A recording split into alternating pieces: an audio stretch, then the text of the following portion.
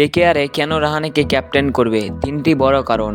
তার আগে চ্যানেলে নতুন হয়ে থাকলে অবশ্যই চ্যানেলটি সাবস্ক্রাইব করে পাশে থাকা বেল আইকনটি অল প্রেস করে দেবেন ক্রিকেট সংক্রান্ত আপডেট পাওয়ার জন্য। আজিমকে রাহানের ক্যাপ্টেন্সিতে মুম্বাই রঞ্জি ট্রফি খেতাব জিতেছে। এছাড়া আইপিএল রাজস্থান রয়্যালসের ক্যাপ্টেন ছিলেন তিনি, অর্থাৎ ক্যাপ্টেন্সির অভিজ্ঞতা বেশ ভালোই রয়েছে রাহানের।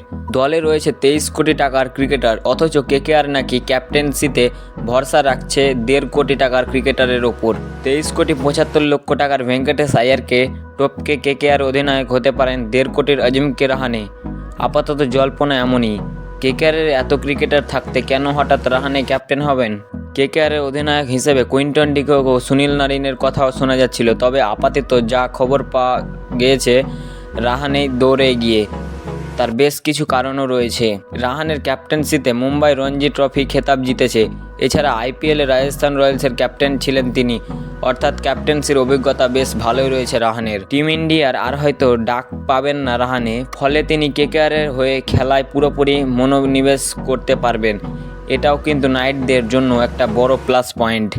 2020-21 মরশুমে ভারতীয় ক্রিকেট দল বর্ডার গাভাস্কর ট্রফি জিতেছিল রাহানের নেতৃত্বে, অর্থাৎ ঘরোয়া, জাতীয় ও আন্তর্জাতিক স্তরেও ক্যাপ্টেন্সির অভিজ্ঞতা রয়েছে তার। কেকেআরে তাকে ক্যাপ্টেন করলে কি খুব ভুল করবে? অবশ্যই কমেন্টে জানাবেন। চ্যানেলে নতুন হয়ে থাকলে অবশ্যই চ্যানেলটি সাবস্ক্রাইব করে দেবেন। ভিডিওটি যদি ভালো লাগে থাকে অবশ্যই লাইক, কমেন্ট, শেয়ার করে দেবেন।